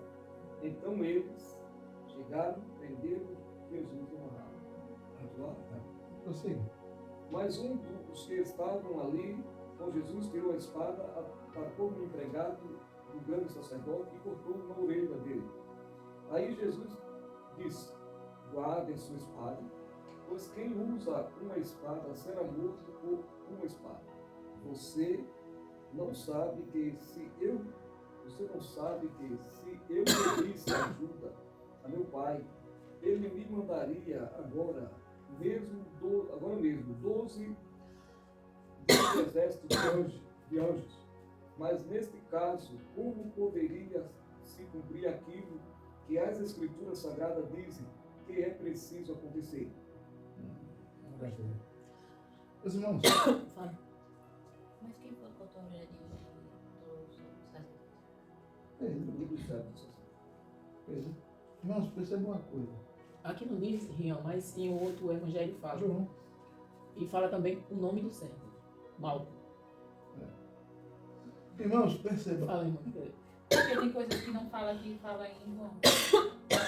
Tipo, como esse logo no começo, fala que os discípulos. Deixa pra lá. Não, fala.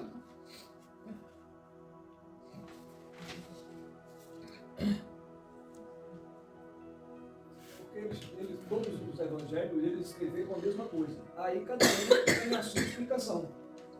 Por isso que João está explicando melhor, o Lucas, o Marcos, O Mateus escreveu para os judeus, os irmãos judeus.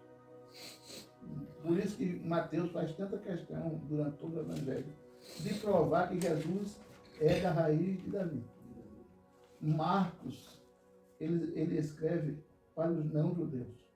Por isso que escrever o livro de Marcos, ele é um livro mais compacto, mais curto. Lucas escreve para a elite, para o pessoal que tem mais cultura. Por isso que você vê Lucas contando a história de Jesus na visão da medicina, porque Judas era médico. Por isso que ele detalha muito o sofrimento de Jesus. O Evangelho de Lucas era isso. E João, ele escreve como vamos dizer assim, para nós hoje, de forma mais detalhada, de forma mais... tem pelo menos 13 a 14 situações está em João detalhados que não estão detalhados em outros evangelhos. Porque João foi aquele que quis, eu não digo que se aprofundou mais, mas se apegou em detalhes que os outros não se atentaram. Por isso que quando a gente está estudando teologia, os 3 primeiros evangelhos são chamados de sinóticos. Ou seja, eles são muito semelhantes, os 3 primeiros. João não. João é diferente. Você vai encontrar a história em João que você não encontra nos outros. Por exemplo, João 14, só tem João 14, Jesus dizendo, não se turbe o vosso coração. Quer dizer, o Espírito também não existe em outro lugar. Jesus falando aquilo. E quando Jesus falou aquilo, Marcos estava presente, Mateus estava presente, mas registrado. É como se passasse despercebido alguns detalhes. Né? Isso, aí João pega e tem alguns detalhes que João escreve. Então, irmãos, o que me deixa comovido nessa placa que o irmão Menos leu, perceba, o traidor vem na frente. Quem trair é a desgraça. E ainda beija Jesus. E diz o quê? Sim, mas ele disse alguma coisa. O que ele disse? Jesus disse com ele. Não, ele disse com Jesus. Mestre, que a paz esteja com o O Senhor. miserável foi beijar para atrair. E dizendo que a paz esteja com o Senhor. É a mesma coisa de abraçar irmão Renilson com falsidade, pode ser meu marido. E aí a resposta de Jesus é: vou lhe pegar na esquina, né? Não, chama de amigo, é? Faz o que tem que fazer. Amigo. Faz o que eu tenho que fazer e faz logo. Rapaz, como é que alguém está sendo traído por um beijo, por um Jesus que ensinou que é do corpo, que era o mestre dele, recebe um beijo e de repente Jesus tenha coragem de dizer amigo. É para mim ensinar. Se eu for traído, eu não pegar a minha mão e dar uma munhecada na pessoa. Que Deus abençoe, irmão.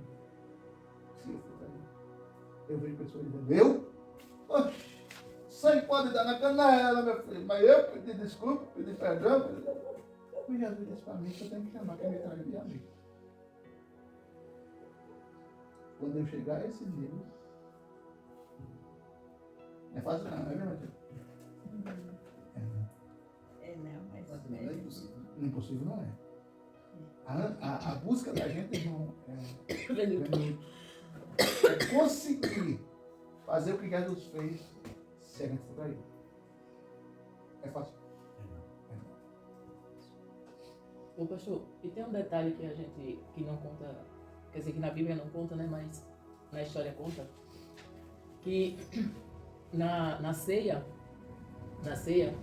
os judeus, quando ele pega um pedaço de pão, molha e dá para uma pessoa, ele está honrando aquela pessoa.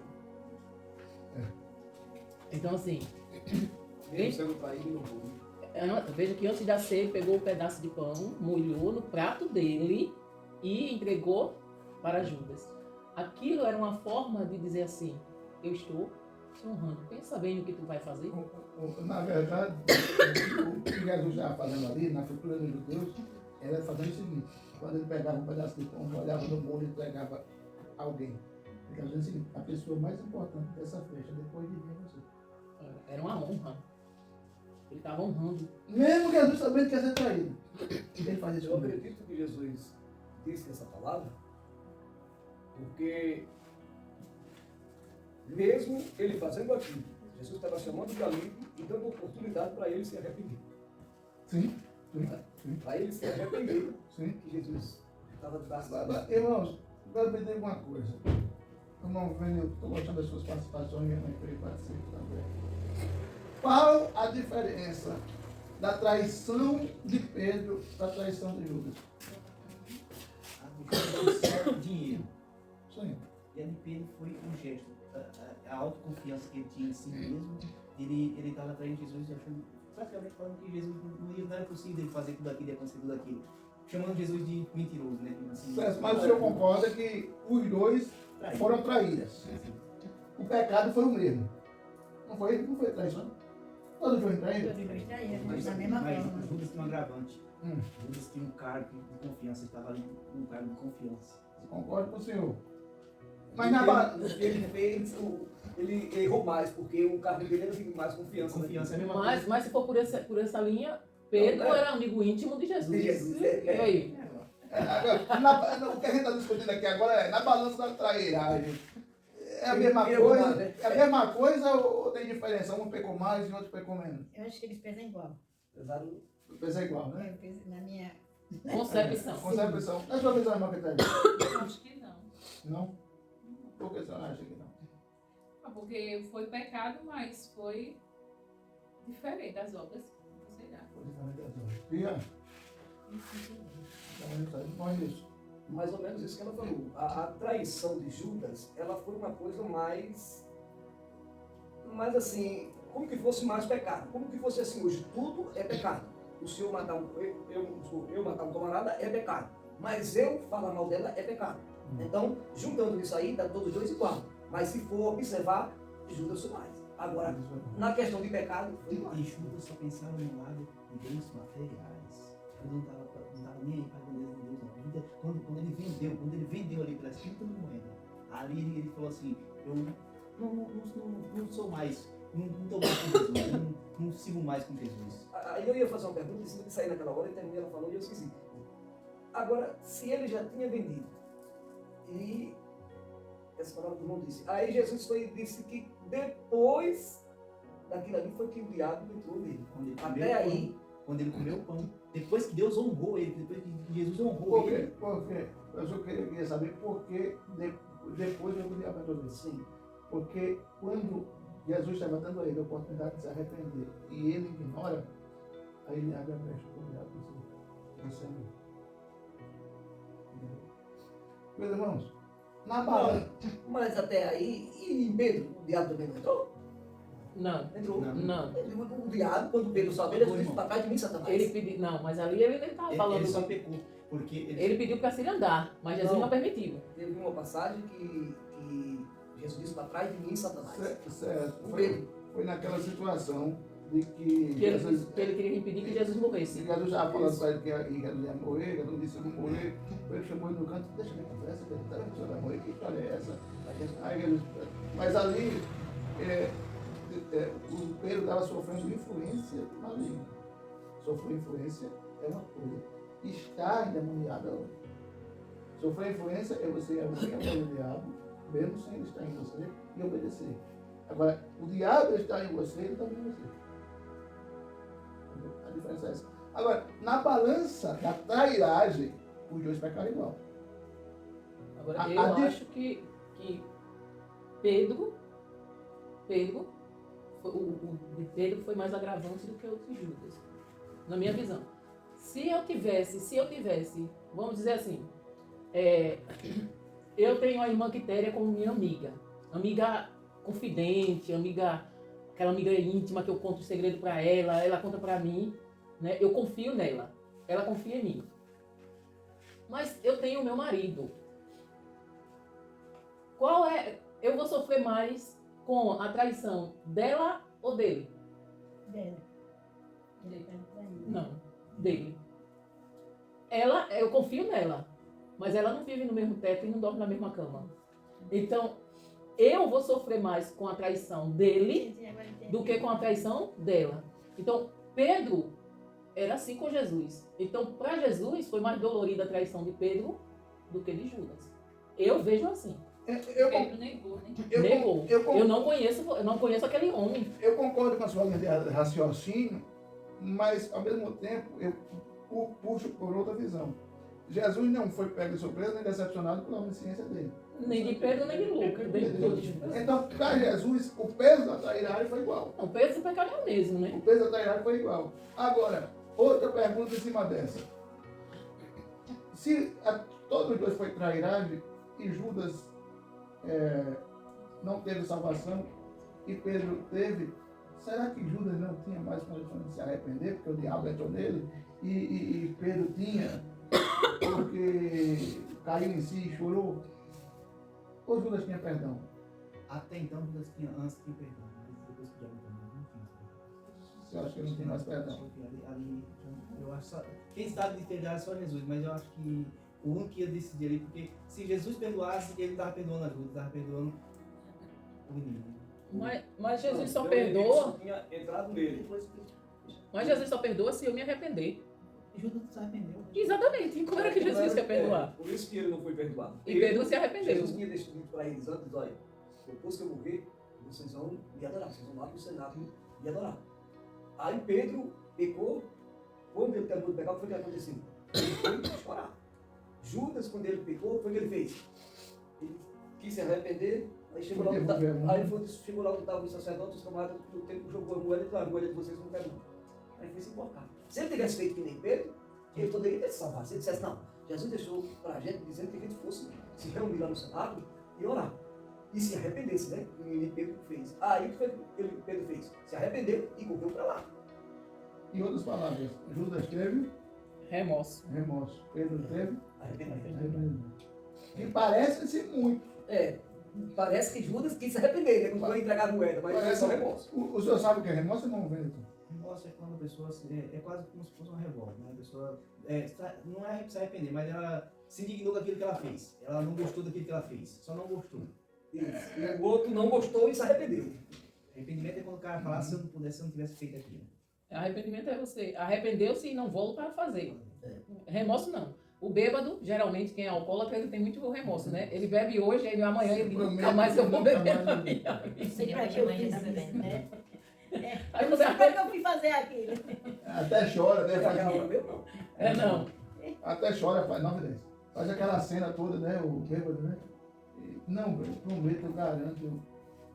Paramos aonde?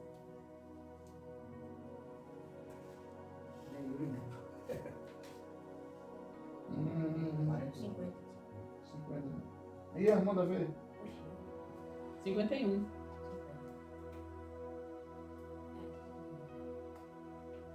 Mas um dos que estavam ali com Jesus tirou a espada, atacou um empregado, o grande sacerdote e cortou uma orelha dele. Aí Jesus disse: guarda a espada. Já leu, foi, já leu tudo. 50, foi o 56 que faltou. Acho que é 54. É melhor ler daí. É 54, né? 54, quase 54. Mas nesse caso, como poderia se cumprir aquilo que as escrituras sagradas dizem que é preciso acontecer? Depois Jesus disse para aquela gente: vocês vêm com as espadas e correios para mim, Já foi lido. prender como se eu fosse um bandido. Eu estava todos os dias ensinando no pátio do templo e vocês não me cumpriram. Mas tudo isso está acontecendo para se cumprir e os profetas escreveram nas escrituras sagradas. Então todos os discípulos abandonaram Jesus e correram. Sim. Os homens que prenderam Jesus o levaram até a casa do grande sacerdote Caifás. onde estavam reunidos alguns mestres da lei e alguns líderes de Deus. Pedro seguiu Jesus de longe até parte da casa do grande sacerdote. Entrou e sentou-se com os guardas para ver como aquilo ia terminar. O chefe dos sacerdotes e todo o conselho superior estavam procurando alguma acusação falsa contra Jesus, a fim de o condenar à morte. Sim. Mas não puderam encontrar nada contra ele, embora muitos se levantassem para dizer mentiras a respeito dele. Afinal, dois homens se apresentaram e disseram: este homem afirmou: eu posso destruir o templo de Deus e construí-lo de novo em 3 dias. Sim. Aí o grande sacerdote se levantou e perguntou a Jesus: você não vai se defender desta acusação? Mas Jesus ficou calado. Então o grande sacerdote tornou a perguntar: em nome do Deus vivo, eu exijo que você diga para nós: você é o Messias, o Filho de Deus? Jesus respondeu: quem está dizendo isso é o Senhor, mas eu afirmo a vocês que de agora em diante vocês verão o Filho do Homem sentado do lado direito de Deus Todo-Poderoso e descendo nas nuvens do céu. Aí o grande sacerdote rasgou as suas próprias roupas e disse: ele blasfemou, não precisamos mais de testemunhas. Vocês ouviram agora mesmo esta blasfêmia contra Deus. Então, o que resolvem? Eles responderam: ele é o culpado, que deve morrer. Em seguida cuspiram no rosto de Jesus e deram bofetadas nele. E os que batiam nele diziam: ei, Messias, adivinhe para nós quem foi que bateu em você. Pedro estava sentado lá fora do pátio, quando uma das empregadas chegou perto dele e disse: você também estava com Jesus pela Galileia? Mas ele negou diante de todos, dizendo: eu não sei do que você está falando. Depois foi para a entrada do pátio. Outra empregada viu e disse às pessoas que estavam ali: Ele estava com Jesus de Nazaré. Pedro negou outra vez, respondendo: Juro que não conheço este homem. Pouco depois, os que estavam ali chegaram perto de Pedro e disseram: O seu modo de falar mostra de fato você também é um deles. Então Pedro disse: Juro que não conheço esse homem. Que Deus me castigue se não estou dizendo a verdade. Naquele instante, o galo cantou. E Pedro lembrou-se que Jesus lhe tinha dito: Antes que o galo cante, você dirá 3 vezes que não me conhece. Então Pedro saiu dali e chorou novamente. Irmão, me diga uma coisa. Olha, deixa eu realizar esse texto todinho. Para a gente imaginar. Irmão, veja a misericórdia de Jesus. O que Pedro falou aqui, se fosse com a gente, o que era que a gente ia dizer? A primeira frase que ia sair da boca do nordestino: eu não quero olhar na cara desse infeliz. Eu não é. Rapaz, o camarada jurou. E até quando ele tinha negado, Ainda porque eu vou dizer, você tem vergonha nessa cara sua, não? Rapaz, Eu dizia logo assim, a gente, e dizer que não me conhece. rapaz, o miserável é a forma de falar. Teve a sogra curada. O homem rapaz. Eu acho que ele foi hipnotizado para dizer essas coisas, né? Não, o que eu fico me colocando é, companheiro, se fosse a gente estava esbravejando, dizendo um bocado de coisa. Eu não vou morrer por desgraçado desse. Tá de modo nenhuma. mas Jesus veio para isso. Mas ali estava como um homem, né? Exatamente. Agora, veja, é porque nós somos, irmão Quitéria, crentes na miniatura de Cristo. E nós, como miniaturas, temos que imitar o grande, a gente é miniatura. E quando eu olho para isso, eu vejo que eu estou muito longe. Não vendo? Eu estou muito longe de ser assim. Aí Jesus pega, quando ressuscita, diz aos discípulos, mas diga a Pedro também. Sabe o que, eu estou falando isso? Porque o que Pedro fez foi um absurdo. Merecia a morte. Mas o que Jesus estava olhando não era o tamanho do pecado. Era o tamanho do arrependimento. Pedro chorou o tempo todo, a noite toda, a madrugada. Imagina Jesus vendo no Pedro o arrependimento. É por isso que eu digo que os dois pesaram igual, porque Pedro sabia que Jesus estava naquele sofrimento todo e negou Jesus. E o outro sabia também que Jesus ia sofrer muito, ia morrer e ganhou dinheiro para fazer isso com Jesus. Então, todos os dois pesaram. O interessante é, Jesus não está preocupado com o tamanho do seu pecado. Ele está interessado no tamanho do seu pecado. Ainda bem que o único pecado que não tem perdão é a blasfêmia contra o Espírito Santo. Você sabe o que é blasfêmia contra o Espírito Santo? Não. Blasfemar contra o Espírito Santo quer dizer que o Espírito Santo não existe, que o Espírito Santo não é Deus, que o Espírito Santo não se manifesta no meio de nós. Isso é blasfêmia contra o Espírito Santo. Mas o irmão já pensou, só contra esse pecado não tem perdão. Quando a pessoa diz isso consciente. Inconsciente não, sem conhecer não. Mas quando ela diz isso consciente, o Espírito Santo existe. O Espírito Santo é Deus. O Espírito Santo se manifesta. E eu tenho consciência disso. Mas eu tomo uma dor e resolvo dizer que é tudo mentira. O Espírito Santo não existe. O Espírito Santo não é Deus. O Espírito Santo não se manifesta. Está entendendo? Isso é uma blasfêmia. Já pensou que, ainda bem que só para esse pecado não existe perdão. Já pensou se não existe perdão para os outros 5 ou 6? A gente está quebrado mesmo, né? E lembrando que esse pecado aí só é para as pessoas de bom conhecimento. Sim. Que conhece a Bíblia bem. Não é para qualquer pessoa que está aí na rua, se blasfemar, isso aí não vai ser levado de boa. Você conhecer para poder ser levado a sério. Se não conhece, Deus não tem misericórdia. Não, você já pensou se na Bíblia dissesse há 6 pecados que não tem mais perdão se você pecar? A gente estava rindo, né? Por exemplo, que Jesus dissesse, para quem não perdoar, não tem mais perdão. Não tinha muita gente no inferno. Ele não disse. E ele não disse? Calma aí.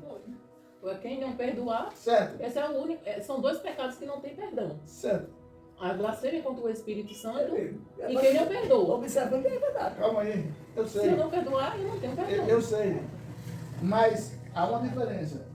Se você blasfema contra o Espírito Santo e se arrepende, você não tem perdão. Isso eu entendo. Esse outro tem. É. Esse outro tem. Aí é onde mora a diferença. Esse outro não tem. No último segundo de vida, se a pessoa. Se arrepender. Chama o fulano aí que eu vou perdoar ele, vou pedir perdão a Como é que eu ele. não chamo? Eu não vou na mente dele, eu perdoo aquele camarada que eu. Tem chance. Tem chance. Esse ainda tem. Faz Mas se a pessoa se existisse mais pecados que Deus dissesse, se não perdoar, também nunca mais vai ter perdão. Ele está quebrado. Tá na frente. Tem uma igreja aí que diz que se você adulterar, você não tem nunca mais ter perdão na vida. A Bíblia não diz isso, mas tem uma igreja aí que diz isso. Tem muita gente que está quebrada mesmo, não é? Esse caso aí. Ainda bem que a misericórdia do Senhor só colocou no pacote os pecados imperdoáveis e blasfêmios. Porque senão o negócio vai ser. Deus é muito mais encantado no coração arrependido do que com quem dá esmolas, do que com quem faz alguma ação para. Com a motivação errada. Né? Deus é encantado no coração. Meus irmãos, o questionário eu não vou nem perguntar, que é tão fácil. A gente está já lembrando quase 9h30. Vamos orar? Amém. Uma vez o Senhor vem na sexta, vem na quarta, vem no domingo. Num dia que vem todos os dias, mas se for da vontade de Deus, vem todos os dias. Oh, maravilha. Tá vendo, irmão, que é bom a gente vir na quarta? O senhor vai responder e eu vai respondido. Tem essa pergunta aí, irmão. Você vai ler e responde. Vai ler e responder. Amém. Irmãos, olhem para a igreja. O irmão Benilton não sabe, mas amanhã é a quinta-feira do livro. Eu acho que amanhã, no meio-dia, só está em casa não. Tô. Tá, né? Meio-dia. Eu sei que falei com você. Você está no grupo ainda não? Tá. Tô, tá no grupo. O senhor não está no grupo do jejum ainda.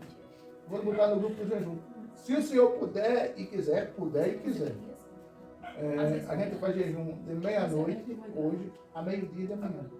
Mas antes a gente faz um culto pelo WhatsApp. O seu telefone vai tocar. Aí é um culto online que a gente faz. Aí pelo WhatsApp, o senhor vai ver amanhã quando o seu telefone tocar. Vamos botar o senhor no grupo. 15 para meio-dia, a gente abre o culto. Eu nunca vi o senhor no culto, irmão. Eu também não. Ele está com a colher, ele está necessitando um braço. Não vai porque às vezes ele não está em casa na hora do Brincadeira, meu irmão Renil. Eu Só só mas teve uma semana que eu estava naquele dia, na semana passada. Teve um culto do senhor dava. Não, mas eu não estava não. Eu estava em casa, mas não. Não estava online. Não estava Mas o senhor não. E a estava semana ouvindo, né? passada você já chegou Estava, o depois. Quitério estava com. Não. Irmãos, Deus tem feito muita coisa através do culto do jejum. Tem sido bênção. Muito obrigado, Senhor, pelo privilégio de estar aqui esta noite. Pelos irmãos que vieram, Senhor, e aprendemos um pouquinho da tua palavra. Meu Pai, desperte mais pessoas para vir, Senhor, que elas fiquem incomodadas a ficar em casa. Cure os enfermos. Liberte, Senhor, quem precisa de libertação. Ajuda, Senhor, a tua igreja nos sertão. Que nós possamos crescer, prosperar. Pai, em nome de Jesus, abençoa o ministro da construção que nós vamos iniciar. Pai, em nome de Jesus, aprendemos tudo mal. Uma noite de paz e tranquilidade. Em nome de Jesus. Amém. Pelo amor de Deus, a graça de Jesus, Jesus, coração de Cristo. Eu com você, com a sua casa, com a sua família, hoje e sempre. Amém. Amém. Sexta domingo estaremos aqui para a glória do Senhor Jesus. Paz do Senhor. Vai, meu irmão. Ô, irmão.